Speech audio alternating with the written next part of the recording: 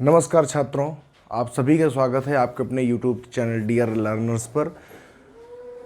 जैसा कि आप जानते हैं कि मैं आपको CDP और हिंदी का दोनों का सेक्शन कराता हूं। मेरा नाम है शशांक तिवारी। आज की जो क्लास है, आज की क्लास में वर्णमाला का सेकंड पार्ट लेके आ रहा हूं। मैं लगे करीब वर्णमाला की एक क्लास और पढ़ाऊंगा ताकि हम आराम से पढ़ सकें, धीरे धीरे पढ़ सकें और आपको चीज़ें बेहतरी से समझ आ सकें। इसके लिए मैं एक पार्ट और लेने का प्रयास करूंगा। बाकी मुझे ऐसा लगता है कि आपको जो हमारी जो पहली क्लास थी उसको देखकर बहुत मज़ा आया होगा, तो उसी के तहत मैं आज आपकी दूसरी क्लास लेने जा रहा हूँ। तो चालू करते हैं वर्णमाला में। तो वर्णमाला में मैं एक बार बता दूं कि पिछली बार मैंने आपको क्या क्या बताया था। पिछली बार मैंने आपको बताया था कि अगर मैं बात करूं कि वर्णमाला क्या होता है, जैसा कि लिखा हुआ है वर्णों का व्यवस्थित क्रम, या इन्हें कहते हैं लिपि चिन्ह। उस वक्त मैंने कहा था अगर मैं बात करूं कि कुल वर्णमाला की संख्या कितनी होती है, ज़रा थोड़ा थोड़ा लिखते भी जाते हैं। हमने कहा था वर्णमाला में कुल वर्णों की संख्या, हमने आपको बताया कि कुल वर्णों की संख्या क्या होती है। तो मैंने आपको बताया था कि 52 होती है। अगर 52 की बात करें तो स्वर कितने होते हैं, तो स्वर होते हैं हमारे 11 यानी 11, और जो व्यंजन होते हैं वो क्या होते हैं, वो होते हैं हमारे 41। तो 11 और प्लस 41 मैंने कहा था जो वर्णमाला होता है इसके अंदर का स्वर भी आता है और व्यंजन भी आता है। तो ये 11 ये 41 मिलके बनते हैं, क्या बनते हैं, तो मेरे बच्चे बनते हैं 52। हमने कहा था अगर मैं पूछूं बताइए मूल व्यंजनों की संख्या कितनी। पिछली बार मैंने कहा था कि ये बड़े मोस्ट इंपॉर्टेंट क्वेश्चन होते हैं। तो आप कहेंगे मूल व्यंजनों की संख्या होती है सर जी 4। मैं कहूँ कौन कौन, तो आप कहेंगे आ, ई, उ और ऋषि। ठीक। अगर आपसे पूछा जाए कि लघु व्यंजनों की संख्या कितनी होती है, तब भी आप कहेंगे 4। तो हम कहेंगे कौन कौन, तो आप कहेंगे यही जो लघु व्यंजन होते हैं इनको ही मूल व्यंजन कहा जाता है, इनको ही एक मात्रिक व्यंजन कहा जाता है। मैंने आपको सिखाया था कि वर्णों के उच्चारण के आधार पर या मात्राओं के आधार पर जो वर्गीकरण होता है उसमें एक मात्रिक या लघु, इन्हें कहते हैं मूल स्वर। उसके बाद मैंने कहा था जो दीर्घ स्वर होते हैं उनको गुरु स्वर भी कहा जाता है, द्विमात्रिक स्वर भी कहा जाता है, बड़ा स्वर भी कहा जाता है। तो अगर आपसे मैं पूछूं कि मेरे बच्चे बताइए दीर्घ स्वरों की संख्या या गुरु स्वरों की संख्या कितनी होती है, तो आप सभी कहेंगे कि सर जी होती है 7। मैं कहूँगा कौन कौन से कहेंगे, इसको छोड़कर बड़ा आ, बड़ी ई, बड़ा ऊ, ए ओ औ होती है। ठीक। अब यहीं पर मैंने आपको एक बात बताई थी कि संयुक्त स्वरों की संख्या कितनी होती है। संयुक्त स्वरों की संख्या, तो मेरे बच्चे आप कहेंगे कि जो संयुक्त स्वर होते हैं उनकी संख्या होती है 4। मैं कहूँ कौन कौन, तो आप कहेंगे ए ओ और औ। अरे बताइए यही बताएंगे कि नहीं बताएंगे, तो बिल्कुल बताएंगे। ए ओ औ ये क्या होते हैं, संयुक्त स्वर क्यों होते हैं, क्योंकि जो ए होता है इसका जो फॉर्मेशन होता है, इसका जो निर्माण होता है वो आ प्लस ई से होता है, इसका आ प्लस बड़ी ई से होता है, इसका आ प्लस ऊ से होता है और इसका आ प्लस बड़ा ऊ से होता है। ठीक है। तो जब कोई एक स्वर एक या एक से दो या दो से अधिक स्वरों से मिलकर के बनता है तो उसको संयुक्त स्वर या मिश्रित स्वर भी कहते हैं। तो आपसे अगर पूछा जाए मिश्रित स्वरों की संख्या, तब भी आप आंसर कितना देंगे, तब भी आप आंसर देंगे 4। ठीक।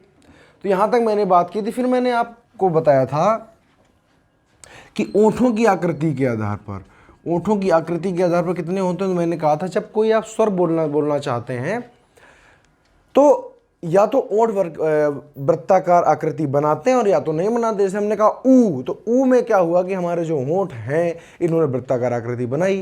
तो इसके हिसाब से मैंने कहा था आप इसको दो भागों में बांट दीजिए। एक को कहेंगे वर्तुल, जब वृत्ताकार होगा तो कहेंगे वर्तुल, या इसी को मैंने कहा था कह दीजिएगा वृत्ताकार, या इसी को कह दीजिएगा वृत्तमुखी। यही तो मैंने बताया था। मैंने कहा था अगर ओंठ वृत्ताकार आकृति नहीं बनाएंगे तो इसको कह दिएगा अवर्तुल, या इसको कह दिया जाएगा अवृत्ताकार, या इसी को कह दीजिएगा अवृत्तमुखी। अब अगर हम बात करें यहाँ पर कि भैया अवर्तुल की संख्या कितनी होती है, तो आप कहेंगे सर जी 4, सॉरी वर्तुल की संख्या 4 और अवर्तुल की संख्या सर जी 7। अगर हम कहें वर्तुल में एक और एक्स्ट्रा कौन सा जोड़ दिया, तो आप कहेंगे ये जो होता है ये एक आगत व्यंजन है। आगत व्यंजन आगत स्वर का मतलब होता है बच्चे आगत स्वर है। आगे स्वर का मतलब होता है ऐसे स्वर जो विदेशी भाषाओं से ग्रहण किए गए हैं या विदेशी भाषाओं से आए हैं, उनको आगत स्वर कहें, और चाहे उनको कहें ग्रहित स्वर, बात एक ही है। ठीक, तो इतनी बातें मैंने आपको बता दी थी, और आज की क्लास में हम इसके आगे की बात करेंगे। तो क्या आप लोग तैयार हैं? मैं ऐसा सोच लूँ कि आपको पढ़ाई में मज़ा आया था पिछली बार, और आज की भी पढ़ाई में आपको उतना ही मज़ा आएगा। बस आप शुद्ध अंतःकरण से या अपना पूरा मन लगा करके पढ़ते रहिए। ये जो मैं हिंदी का सेक्शन करा रहा हूँ, ये आप किसी भी परीक्षा के लिए देख सकते हैं, चाहे वो अभी देखो करंट में जो लेखपाल की परीक्षा है उसके लिए आप देख सकते हैं। अभी देखो बिहार पीसीएस की परीक्षा है, उसके लिए भी इसको देख सकते हैं, क्योंकि आप जानते हैं मेरा मेथड है कि होल 0 to हीरो पढ़ाना, मतलब शुरू से लेकर के आखिरी तक पढ़ाना। मैं कभी चीज़ों को बीच में छोड़ता नहीं हूँ, ना ही चीज़ों को अधूरा छोड़ देता हूँ। ठीक है, तो आप इसको पढ़ सकते हैं, किसी भी भर्ती परीक्षा के लिए पढ़ सकते हैं, आपको उसमें काम जरूर आएगा। चलिए, तो फिर हम आगे की बात करते हैं। तो आगे की बात होती है, जो अगला जो टाइप होता है इसका, वो होता है जीभ की क्रियाशीलता के आधार पर। जीभ की क्रियाशीलता के आधार पर स्वर के भेद। ठीक, तो देखिए जीभ की क्रियाशीलता के आधार पर स्वर के कितने भेद होते हैं? तो स्वर के भेद होते हैं 3। अब जरा थोड़ा सा एक समझने की कोशिश करिएगा। ये मान लीजिए आपकी जीभ है, ठीक है, मान लेते हैं ये आपकी जीभ है। अब होता क्या है कि जो जीभ होती है उसमें होती है टेस्ट बड्स, यानी स्वाद कलिकाएं होती हैं। अगर मैं बात करूं कि आपको खट्टा पहचानना है, ध्यान से सुनिएगा, ये मैं इसलिए बता रहा हूं ताकि आपके दिमाग में ये बातें छूटें। अगर आपको खट्टे की पहचान करनी है सॉरी, तो आप किसी चीज को, आप जो भी पदार्थ खा रहे हैं, अगर आप ये देखना है कि ये खट्टा है कि नहीं है, तो जीभ के आप अग्रभाग में उसको स्पर्श कराइए। अगर आपको मीठे की पहचान करनी है तो आप जीभ के मध्य भाग में उसको टच कराइए। अगर आपको कड़वे की पहचान करनी है तो जीभ के पश्च भाग में आप टच कराइए। तो ये है जीभ का अग्रभाग, मतलब आगे का भाग, ये है बीच का मध्य भाग यानी बीच का भाग, और ये है इसका पश्च भाग यानी पीछे का भाग। यानी जो हमारी जीभ होती है उसमें 3 प्रकार की स्वाद कलिकाएं होती हैं। अगर आपको खट्टा पता करना है तो आप उसको आगे जीभ के आगे भाग में छियाइए किसी भी चीज़ को। अगर आपको उसको मीठा पता करना है तो जीभ के मध्य भाग में उस चीज़ को रखिए, तो आपको तुरंत से पता चलेगा कि मीठी है कि खट्टी है कि क्या है। और अगर आपको कड़वा पता करना है तो आप जीभ के पीछे वाले भाग में इसको टच करिए। तो यहाँ से पता चलता है कि जीभ के कितने भाग होते हैं? 3। तो इन्हीं 3 भागों के आधार पर हमारे स्वर होते हैं। वे स्वर तो जीभ के अग्रभाग से बोले जाते हैं, या जिनको बोलने में जीभ का अग्रभाग ज़्यादा क्रियाशील रहता है उनको कहते हैं अग्रस्वर। तो हम यहाँ पर लिखते हैं, पहला हो गया आपका अग्रस्वर, दूसरा हो गया आपका मध्य स्वर, और तीसरा हो गया आपका पश्च स्वर। अरे समझे कि नहीं समझे? तो मैं जैसा पढ़ाता हूं आप इसी क्रम को फॉलो करिए, समझ रहे हैं? अगर आप क्रम को फॉलो नहीं करेंगे तो फिर आप दिक्कत में आएंगे। अब देखिए पढ़ना कैसे हमको, हमारे पास अगर हम बात करें स्वर की तो हमारे पास स्वर कितने हैं? छोटा आ, बड़ा आ, ई, ऊ, ऋषि, ए, ओ और औ। यही है हमारे पास में स्वर। तो स्वरों के नाम पर हमारे पास ये कुछ चीजें हैं। अब देखिए, अगर मैं बच्चे बात करूं कि मध्य स्वर कैसे भरा जाएगा, तो सिर्फ आपको मध्य स्वर याद कर लेना है कि जो छोटा आ होता है, जो अ होता है, ये होता है मध्य स्वर। बाकी देखिए, बाकी ये संख्या क्या लिखी हुई? ये संख्या लिखी हुई 3। तो अब देखिए, छोटा आ को छोड़कर बाकी जितने भी स्वर 3 से लिखे जाते हैं उनको सबको आप तीसरे में लिख दो। कौन कौन लिखे जाते हैं? छोटा आ लिखा जाता है, ये 3 से लिखा जाता है, ये 3 से लिखा जाता है, ये 3 से लिखा जाता है, ये 3 और ये 3। अरे भाई, आ लिखने के लिए 3 तो बनाएंगे ना आप। तो जितने भी छोटा आ को छोड़ करके, इसको छोड़ करके जितने भी स्वर 3 से लिखे जाते हैं, आप सब के सब उठाकर कहाँ शामिल करेंगे? पश्च स्वर में। देखिए बच्चे, या तो आप रटें और या तो आप तरीका सीखें। तो मेरा कहना यह है कि आप तरीका सीखें, आप रटने में फोकस मत करिए। तो यहाँ पर आपने लिख दिया कि बड़ा आ ये 3 से लिखा जाता है, फिर ऊ 3 से लिखा जाता है, फिर बड़ा ऊ 3 से लिखा जाता है, फिर ओ 3 से लिखा जाता है, और फिर और 3 से लिखा जाता है, तो आपने लिख दिया। तो अगर आपसे पूछा जाए कि बताइए छोटा आ अग्र स्वर है, मध्य स्वर है या पश्च स्वर है, तो आप तुरंत बता देंगे कि सर ये क्या है, मध्य स्वर है।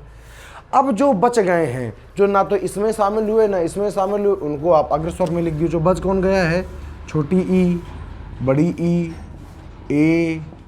ए और ऋषि। इस प्रकार से देखिए आप इसको याद रखेंगे। अगर आप इसको रटने की कोशिश करेंगे कि अग्र स्वर में ई ए आता तो फिर गड़बड़ हो जाएगा, क्योंकि रटी रटाई चीज़ें ज़्यादा दिन तक याद नहीं रहती मेरे बच्चे। इसलिए आप इनको तरीके से याद करिए कि जो मध्य स्वर है उसमें आप छोटा को याद रखिए, बस एक को याद रखना है कि जो मध्य स्वर होता है उसमें छोटा रख दीजिए। बाकी जो पश्च स्वर होता है इसमें 3 से लिखे जाने वाले सारे स्वरों को आपको इसमें शामिल कर देना है।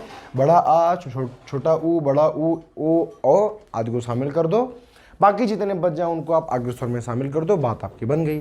तो जीभ की क्रियाशीलता के आधार पर 4 भेद, अग्र स्वर, मध्य स्वर और पश्च स्वर। समझ पाए कि नहीं समझ पाए? चलिए तो फटाफट इसके स्क्रीनशॉट करिए, फिर हम आगे की बात करते हैं। हो गया पक्का? चलो देखो आगे।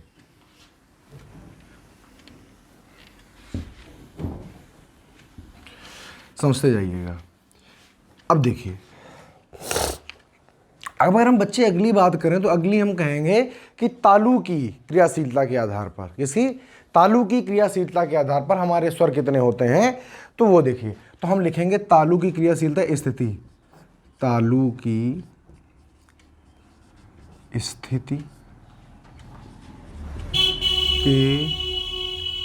स्थिति के आधार पर स्वर। देखिए अब तालु की स्थिति कैसे होती है, कभी कभी क्या होता है मेरे प्यारे बच्चों कि जब हम किसी भी स्वर को बोलते हैं, देखिए ये जैसे हमारा मुंह है, ये हमारा ऊपर होता है तालु, ठीक। कभी कभी क्या होता है कि कोई जैसे हम शब्द बोल रहे हैं तो ये जो जीभ होती है ये तालु को आगे से ऐसे करके ऐसे बंद कर देती है, ठीक। कभी कभी जैसे हमने बोला ई तो बंद कर दी, मैंने बोला आ तो पूरा खुल गया। इसका मतलब है कभी कभी क्या होता है कि जीभ पूरा बंद करती है, कभी कभी जीभ पूरा तालु को खुला रखती है, कभी कभी क्या होता है आधा बंद करती है और कभी कभी आधा खुला रहता है। तो यही जो खुला बंद है, इसका मतलब हमने कहा कि कभी कभी जीभ क्या करती है, समझना, कभी कभी जीभ तालु को पूरा खुला रखती है और कभी कभी आधा खुला रखती है। यही तो मैं कह रहा हूँ, कभी कभी तालु को पूरा बंद रखती है और कभी कभी आधा बंद रखती है। अरे समझे कि नहीं समझे? अब देखो खुला को कहते हैं विवृत, ठीक, और आधा खुला को कहते हैं अर्ध विवृत। बंद को कहते हैं मेरे प्यारे बच्चों संवृत और आधा बंद को कहते हैं अर्ध संवृत। अब समझिए इसके आधार पर, देखिए अगर मैं आपको सीधा सीधा बता देता कि संवृत होता है तो संवृत का मतलब बंद। क्या बंद? ऐसी दशा जब जीभ ने तालु को पूरी तरीके से कवर कर रखा है, बंद कर रखा है, या वे स्वर जिनको बोलने में तालु पूरी तरीके से बंद होता है उनको कहते हैं संवृत, यानी बंद। क्या बंद? तालु बंद। और अगर आधा तालु खुला है तो उसको कहते हैं अर्ध संवृत। अगर पूरा तालु खुला है या जैसे बोलो आ तो तालु में कोई जोर ही नहीं है, जीभ नीचे पड़ी है और पूरा मुंह खुल रहा है तो उसको कहेंगे विवृत, और अगर आधा खुला रहेगा तो कहेंगे अर्धविवृत। तो इसी के आधार पर हमारे तालु की स्थिति के आधार पर हमारे जो स्वरों की संख्या होती है वो होती है प्यारे बच्चों 4। तो देखिए इनको तरीके से देखो, जैसे मैं लिखता हूँ आपको पैटर्न फॉलो करना पड़ेगा। आप क्या लिखेंगे? तो सबसे पहले आप लिखेंगे संवृत, फिर दूसरे नंबर में लिखेंगे अर्ध संवृत, तीसरे नंबर में लिखेंगे विवृत और फिर अगले नंबर में लिखेंगे अर्ध विवृत, ठीक। अब देखिए इनको रट पाना तो भाई बेहद मुश्किल, अगर आप रटेंगे तो आप कुछ दिन बाद भूल जाएंगे। तो अब याद कैसे रखेंगे? देखो जो विवृत का मतलब होता है पूरा खुला। देखिए हम इनके आगे लिख भी देते हैं ताकि आपको कभी कन्फ्यूजन नहीं होना चाहिए। मेरा मोटो यही है कि अगर हम पढ़ा रहे हैं तो फिर कन्फ्यूजन ना हो। इसको कहते हैं खुला, इसको कहते हैं अरे सॉरी इसको कहते हैं बंद। संवृत है ना, इसको कहते हैं अर्ध बंद या आधा बंद, इसको कहते हैं खुला और इसको कहते हैं आधा खुला। तो अब आप जब यहाँ पर पढ़ेंगे तो आप जान जाएंगे क्या खुला क्या बंद। ठीक है, पहचान लेंगे ना, पक्का पहचान लेंगे। तो अब यहाँ पर मैं आपको बता देता हूँ कि अब आपको याद क्या करना है। सिर्फ जैसे उसमें याद रखा था कि छोटा होता है वो कहाँ पे आता है, मध्य में आता है, ऐसे इसमें याद कर रखूँ कि जो बड़ा आ होता है वो कहाँ पे आता है, तो वो आता है विवर्त। देखो आ तो पूरा मुंह खुला है तो आ जाएगा विवर्त, और अगर हम करें अ तो आ जाएगा कहाँ पे, समृद्ध में आ जाएगा। अरे समझे कि नहीं समझे, जो विवर्त होता है उसमें आ जाएगा बड़ा आ और समृद्ध में आ जाएगा छोटा आ। ठीक, बाकी जो दो चीजें बची हैं, ये देखो ये दोनों चीजें आ गई। अब बाकी जो चीजें बची हुई लाइन से आ और छोटा आ और बड़ा आ गया। बाकी लाइन से जो 5 चीजें बची उनको इसमें लिखो, ई ई ऊ और ऋषि। समझे कि नहीं समझे। आप याद रखिए जो ब्रिवृत है वो क्या होता है, बड़ा आ, अंधा भी जान जाएगा। आ मतलब ब्रिवृत मतलब पूरा खुला तो आ गया ब्रिवृत में, अ मतलब आधा खुला आ गया समृद्ध में। इसके बाद में जो लाइन से जो 5 स्वर आते हैं उनको लिख दो कहाँ पे आप, तो उनको लिख दिया आपने समृद्ध में लिख दिया। अब हमारे पास खर्चा कौन कौन हो गया, ये देखो ये यहाँ तक हमारे पास में खर्चा हो गया। हमारे पास बचे हैं ए ए ओ औ। तो यहाँ पर जरा इनको लिखते हैं। देखो हमारे पास बचा ए ए ओ और औ। अब इनको हम कैसे रखेंगे, तो देखिए दिमाग लगाइए, ये वाला पहले आता है ये बाद में आता है, तो पहले वाले को आप पहले वाले में रख दीजिए। भाई ये देखो जोड़ा है कि नहीं है, पहले बच्चों समझिए, ए का जोड़ा है और ओ औ का जोड़ा है। तो जो ए का जोड़ा है तो ए अगर पहले आता है तो इसको रख दो पहले, और ए अगर बाद में आता है तो इसको रख दो बाद में, समझना। ओ अगर पहले आता है तो इसको रख दो पहले, औ अगर बाद में आता है तो इसको रख दो बाद में। काम खत्म, सारा क्लासिफिकेशन हो गया। तो आप दिमाग लगाइए, आप तरीके से चलिए, समझ रहे हैं कि नहीं समझ रहे हैं। मैंने आपको यहाँ पर क्या बताया, एक बार फिर से सुन लीजिए। मैंने कहा तालु की स्थिति के आधार पर स्वर होते हैं 4 प्रकार के। समृद्ध स्वर मतलब तालु जब पूरा बंद होगा तो उसको समृद्ध स्वर कहेंगे। अर्ध समृद्ध जब तालु आधा बंद होगा। विवर्त जब तालु पूरा खुला होगा, और अर्ध विवर्त जब तालु आधा खुला होगा। तो मैंने कहा इसके आधार पर आपको 11 का ही क्लासिफिकेशन करना होता है, 11 का ही वर्गीकरण करना होता है। तो 11 का जब वर्गीकरण करना है तो आप विवर्त में लिखिए बड़ा आ, क्योंकि आ जब बोलते हैं तो तालु में कोई भी जोर नहीं लगता, तालु पूरा खुला रहता है, तो मैंने लिख दिया बड़ा आ। अब बच्चा छोटा आ, तो मैंने कहा आ, तो आ को मैंने लिखा दिया यहाँ पर, क्योंकि ये पूरा खुला और ये आधा खुला। अब उसके बाद में जो लाइन से जो 5 जो वर्ण आते हैं, छोटी ई बड़ी ई, छोटा ऊ बड़ा ऊ, सॉरी छोटा ऊ बड़ा ऊ और ऋषि, आप कहाँ पर लिख देना यहाँ पर, तो आपने यहाँ पर लिख दिया प्यारे बच्चे। अब हमारे पास बचा ए ओ औ, तो इसको हम कैसे लिखेंगे। अब चूंकि ए ओ औ पूरा खुला तो होता नहीं, तो पूरे खुले में सिर्फ एक शब्द आएगा जिसको कहते हैं बड़ा आ। इसको आप सिर्फ याद रखिए कि विवर्त में जो आता है वो बड़ा आ आता है। उसके बाद में चूंकि 2 अर्ध ये वाला पहले हमने लिखा है बाद में लिखा है, और आप इसी स्टाइल में अगर इसको याद करेंगे तो आप जीवन में कभी भी नहीं भूलेंगे कि हम इनका क्लासिफिकेशन कैसे करते हैं, खुला बंद क्या होता है। तो याद रखिएगा हमेशा। बताइए समझ आई बात कि नहीं आई है। अगर आई है तो फटाफट इसके स्क्रीनशॉट करें, फिर हम आगे की बात करते हैं। कर लिया। अब देखो आगे। इनफैक्ट आज की क्लास में कम से कम स्वर तो खत्म ही हो जाना चाहिए, है ना। स्वर आज की क्लास में खत्म हो जाना चाहिए प्यारे बच्चे, ताकि हम अगली क्लास में व्यंजन को बहुत ही अच्छी तरीके से कंटिन्यू कर सकें। ठीक है, देखिए अब क्या होता है प्यारे बच्चे, एक अब जैसे जीभ से हम कोई भी शब्द बोलते हैं तो जीभ की पेशियों में बल पड़ता है। क्या पड़ता है, बल का मतलब जोर पड़ता है। तो इसी जोर के आधार पर हम 2 प्रकार के और स्वर पढ़ते हैं। तो हम लिखेंगे, ये देखो जो मैं ऊपर आधार आपको लिखाता हूं ना, ये आधार लिखाने का ये मतलब होता है कि इससे पढ़ने में सरलता होती है। ऐसा कोई आधार आपको किताबों में लिखा नहीं मिलेगा, लेकिन चूंकि ये हमारी स्टाइल है, मेरी स्टाइल है, मैं ऐसा पढ़ाता हूं ताकि आपको अध्ययन में सुगमता हो, अध्ययन में सरलता हो, इसलिए आधार लिखाए जाते हैं। आधार कोई किसी किताब में आपको मिलेंगे नहीं, और मिल भी सकते हैं, लेकिन वैसे 99% जो मेरा दावा है आपको किसी किताब में नहीं मिलेंगे। कि मेरा अपना तरीका है जो मैंने अपने आधार पर बनाया हुआ है आपको चीज़ें समझाने का। तो मैं लिखता हूं, अब देखो जीभ को जिह्वा भी लिख सकते हैं, जिह्वा की पेशियों के तनाव के आधार पर क्या, आधार पर स्वरों के भेद तो दो प्रकार के होते हैं। कौन कौन से? कहते हैं शिथिल स्वर और दूसरा होते हैं कठोर स्वर। कठोर स्वर तो बड़ी सीधी सी बात है, आपको कुछ नहीं करना है। देखिए आपको सिर्फ इनमें भी विभाजन करना होता है। जैसे हमारे पास हैं, यहाँ पर देख लीजिए, हमारे पास आ ई और उ। सिर्फ आप इनमें आपको क्लासिफिकेशन करना होता है।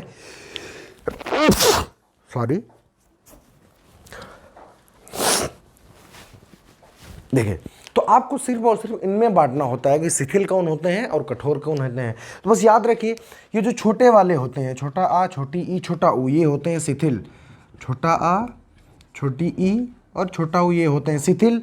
और कठोर कौन होते हैं? बड़ा आ, बड़ी ई और बड़ा ऊ। तो आपको ये कोई बहुत कठिन बात नहीं है, आप इसको आसानी से जान सकते हैं कि शिथिल कौन होता है और कठोर कौन होता है। शिथिल में आपको रख देना है छोटा आ, छोटी ई, छोटा ऊ, और आपको कठोर में रख देना है बड़ा आ, बड़ी ई, बड़ा ऊ। सीधी सी बात है, सिंपल सी। देखिए हिंदी कठिन नहीं है, सिंपल है, बस आपको तरीके पता होने चाहिए, आपको जानकारी होनी चाहिए उसके बारे में, बाकी कोई कठिनाई नहीं है। समझे कि नहीं समझे ये सब? फिर इसके बाद में हम लिखते हैं अगला जो तरीका होता है वो कहते हैं जाति के आधार पर। जाति के आधार पर स्वरों के भेद, ये लीजिए लिख दिया। इसके आधार पर क्या होते हैं? तो इसके आधार पर दो प्रकार के स्वर होते हैं। देख प्यारे बच्चे, पूछा भी जा सकता है, ये नहीं पूछा जा सकता है, लेकिन आप जैसा एग्जाम देंगे, आप किसी भी लेवल का एग्जाम दीजिए, अगर उसमें हिंदी आती है, अगर उसमें वर्णमाला आता है, तो आपको एग्जाम, ये जो क्वेश्चंस हैं एग्जाम में 101% मिलेंगे। इसलिए बार बार मैं कहता हूँ कि जो मैं पढ़ाता हूँ एक हद तक पढ़ाता हूँ, ताकि आपको धोखा ना होना चाहिए, क्योंकि मैं मेहनत कर रहा हूँ तो मुझे ऐसा लगता है कि थोड़ी मेहनत और कर देनी चाहिए। तो इसीलिए आप लोग कंटेंट को बहुत अच्छी तरीके से पढ़ें। तो मैंने यहाँ पर लिख दिया सजातीय स्वर और दूसरे हो जाते हैं विजातीय स्वर। अब सजातीय स्वर कौन होंगे, विजातीय स्वर कैसे होंगे? तो यहाँ पर आप ये देख रहे होंगे, जो आपको जो वर्णमाला, अच्छा देखो, सजाती का ये मतलब होता है कि ऐसे स्वर जो देखने में एक तरीके के लगते हैं, जिनमें थोड़ा सा परिवर्तन होता है, उन्हीं को हम सजाती कहते हैं। जैसे अगर हम बात करें मनुष्य की और जानवर की, तो मनुष्य हमारी जाति का नहीं है, लेकिन अगर वहीं पर हम बात करते हैं बंदर की, तो वो मेरे जैसा दिखता है, तो इसलिए वो हमारा सजाती जरूर होता है। लेकिन अगर यही बात करें हम भैंस की, यही बात करें गाय की, तो हमारा सजाती नहीं होता, क्योंकि हमसे बहुत ज़्यादा वो नहीं फेमिलियर होता, बहुत ज़्यादा मिलता जुलता नहीं है। ठीक है, तो ऐसे यहाँ पर आप देख रहे होंगे कि ये जो लिखा हुआ है यहाँ पर, जो आ और आ है, ये आप यहाँ पे देख लीजिए, आ और आ है, इसको लिखने की स्टाइल एक जैसी है, तो इनको सजाती कहते हैं। वैसे तो देखो यहाँ पर सजाती के क्रम में जोड़े में ही आते हैं। ये देखो, ये दोनों सजाती हैं, छोटी बड़ी सजाती हैं, छोटा ऊ बड़ा ऊ सजाती हैं, ए और ए सजाती हैं, ओ और ओ सजाती हैं, क्योंकि एक ही तरह से लिखे जाते हैं और यहाँ पर जोड़े में भी आते हैं। तो सजाती का मतलब होता है वे स्वर जो जोड़े में आते हैं और जिनके लिखने की जो स्टाइल होती है वो एक तरह की होती है, उनको कहते हैं सजाती। तो अगर सजाती करें तो ये कैसे आते हैं? ये जोड़े में आते हैं। तो आ और आ सजाती है, ई और ई सजाती है, ऊ और ऊ सजाती है, ए और ए सजाती है, ओ और ओ सजाती। अरे समझे कि नहीं समझे? सजाती का मतलब होता है लिखने में एक जैसे, दिखने में एक जैसे, उनको कहते हैं सजाती। अब विजाती कैसे है? तो अगर आ के साथ कभी ई आ जाए, या आ के साथ ऊ आ जाए, या आ के साथ मतलब किसी भी जोड़े के साथ में कोई और अन्य जोड़ा बना ले, जैसे हमने लिखा आ कमा ई, तो ये क्या हो गया? विजाती हो गया। हम लिख दें ई कामा ऊ, ये भी क्या हो गया? विजाती हो गया। हम लिख दें ए कामा ओ, ये भी क्या हो गया? विजाती हो गया। तो मतलब अगर इनके जोड़े के अलावा इनके साथ में किसी और का पेयर बनाया जाए, किसी और का जोड़ा बनाया जाए, तो उसको कहते हैं विजाती स्वर। क्या बोलेंगे? तो विजाती स्वर कहते हैं। तो समझे कि नहीं समझे सजाती और विजाती की ये क्या होता है? समझ गए? तो फटाफट स्क्रीनशॉट करिए, और लास्ट एक चीज़ बच रही है, उसको भी मैं ज़रा पढ़ा देता हूँ। हो गया ये? देखो आगे,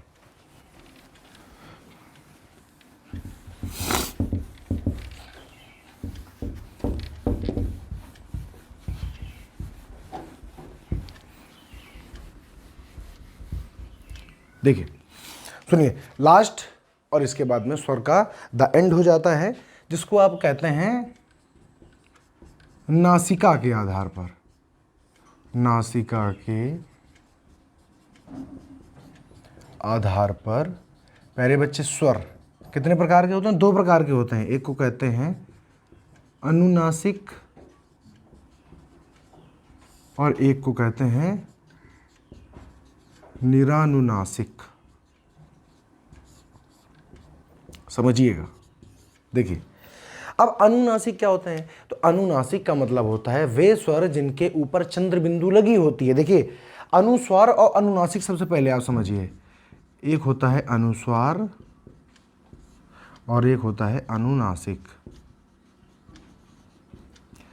कल जो मैंने आपको अंक की बिंदी बताने की कोशिश की थी वही होता है अनुस्वार। कल मैंने आपको अगर नहीं बताया तो आप यहाँ पर समझ लीजिए कि जो अंक की जो बिंदी होती है, इसको जो अंक की बिंदी होती है इसको कहते हैं अनुस्वार। क्या नाम होता है इसका? अनुस्वार। और जो आहा होता है इसको कहते हैं विसर्ग। ये बात आप लोग जानते होंगे। और इनको दोनों को क्या बोलते हैं? तो इनको दोनों को बोलते हैं, आपको कल मैंने बताया था, बोलते हैं अयोग वाह। क्या बोलते हैं? अयोग वाह बोलते हैं। देखो अंक की बिंदी क्या होती है? अनुस्वार होती है। लेकिन इसी को हमने अपने तरीके से बिगाड़ा है। अपने तद्भव शब्दों बनाने के लिए हमने क्या किया है कि ये जो अंक की बिंदी हुआ करती थी इसको हमने क्या किया है, एक मिनट, ये जो अंक की बिंदी होती इसको हमने बिगाड़ करके इसको बना दिया है चंद्र बिंदु। क्या बना दिया है? चंद्र बिंदु। तो जो अनुनासिक होता है इसका मतलब होता है कि अगर किसी भी स्वर के ऊपर अगर चंद्र बिंदु लगी हुई है तो उसको कहेंगे अनुनासिक स्वर। तो अब अगर मैं आपसे ये पूछूं, बताइए जो आ होता है क्या इसके ऊपर चंद्र बिंदु लगी होती है? तो सर कह दो लगी तो नहीं होती, लेकिन अगर अंचल लिखेंगे तो लग जाएगी। ऐसे जो बड़ा आ होता है, तो अगर किसी भी स्वर के ऊपर आपको कभी चंद्र बिंदु लगा मिल जाए तो उसको कहेंगे अनुनासिक स्वर। और अगर नहीं लगी है तो निरानुनासिक। तो बाकी जो सारे स्वर होते हैं, ये जो देखो ये वाले जो स्वर होते हैं, क्या इनके ऊपर किसी के ऊपर चंद्र बिंदु लगी है? बताइए, क्या किसी के ऊपर चंद्र बिंदु लगी है क्या? तो नहीं लगी है। तो अगर हम आपसे पूछें कि बताओ जो स्वर होते हैं वो स्वभाव से कैसे होते हैं, तो आप कहेंगे वो होते हैं निरानुनासिक। और अगर इनके ऊपर चंद्र बिंदु लगा दिया जाए तो ये क्या हो जाएंगे? अनुनासिक हो जाएंगे। तो एक बार बीपीएससी में ऐसा क्वेश्चन आया था, बिहार के पीसेस में ऐसा क्वेश्चन आया था, यूपी पीसेस में भी एक बार आ चुका है कि अनुनासिक और निरानुनासिक स्वर कौन से होते हैं। तो निरानुनासिक पूछा गया था तो किसी को पता ही नहीं था। अरे भैया जो स्वर होते हैं ना, जो हमारे जो स्वभाव से स्वर होते हैं ये निरानुनासिक होते हैं। क्यों? क्योंकि इनके ऊपर देखो ये जो लिखे हुए इनके ऊपर कहीं चंद्र बिंदु लगा हुआ है क्या? स्वर कतई नहीं लगा हुआ है। और जब नहीं लगा हुआ है तो ये स्वभाव से कैसे हो गए? निरानुनासिक हो गए। और ये अनुनासिक कब होंगे? जब इनके ऊपर आप क्या लगा देंगे? चंद्र बिंदु लगा देंगे। तो प्यारे बच्चे आज यहीं से खत्म होता है आपके स्वर का सिलसिला। स्वर यहीं से होता है ख़त्म। मुझे ऐसा लगता है कि मैंने आपको एक हद तक स्वर पढ़ा दिया है। और मैं बार बार यही हर क्लास में कहता हूं कि आप पढ़िए, चीज़ों को समझिए, समझ में नहीं आता तो पूछिए, कमेंट करिए, ठीक है? अगर ऐसा आप करेंगे तो मेरा ऐसा भरोसा है कि आप किसी भी परीक्षा में हिंदी को लेकर कभी भी आपके जो मन में जो डर बैठा हुआ है वो डर हमेशा हमेशा के लिए निकल जाएगा। और जब किसी चीज़ के लिए डर निकल जाता है और जब हम उस चीज़ में सहज हो जाते हैं, जब स्वाभाविक हो जाते हैं मेरे प्यारे बच्चे, तो क्या होता है कि हमारे दिमाग में फ्लो आता है। और वो जो फ्लो होता है, वो जो फियरलेसनेस होती है, वो जो हमारे अंदर जो भय, जब में हमारे किसी भी विषय के पक्ष में जब हमारे मन में भय नहीं रहता है तो उसको हम सहजता से पेपर में कर पाते हैं, समझ पाते हैं, देख पाते हैं और अपनी सफलता को सुनिश्चित कर पाते हैं। तो इसलिए आप इसको बहुत ही सीरियसली लीजिए। मैंने आपको बार बार कहता हूँ कि जो मेरा जो कंटेंट होता है उसमें दम होता है, ठीक है? तो आप इसी भरोसे और आस के साथ में कि आप सभी इस वीडियो को बहुत अच्छी तरीके से देखेंगे, समझेंगे, पढ़ेंगे, मैं आज की वीडियो को यहीं पर ख़त्म करता हूं। और बाकी जो आपका जो उत्तरदायित्व होता है वीडियो के बाद में या वीडियो को शुरुआत में शेयर करना, लाइक करना, सब्सक्राइब करना, ये तो आप अपनी जिम्मेदारी के हिसाब से करते ही रहते हैं, ये मुझे कहने की आवश्यकता नहीं है। तो आप वो चीज़ करते रहिए ताकि हमारा भी उत्साहवर्धन होता रहे और आपके लिए हम ऐसे ही नया नया काम करते हैं। चलिए धन्यवाद, नमस्कार।